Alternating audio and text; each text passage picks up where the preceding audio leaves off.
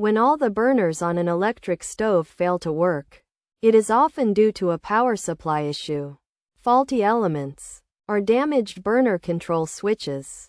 To address these problems, start by checking the power supply. Ensure the stove is plugged in and verify that there are no tripped breakers or blown fuses in the electrical panel. If the power supply cord is damaged, replace it. If the issue lies with the burner elements, unplug the stove and locate the metal rods that connect to the burners. Remove the old burners by pulling on the other end. Then install new ones by guiding the metal rods through and gently pushing them into place. This process should be repeated for all burners before restoring power to the stove.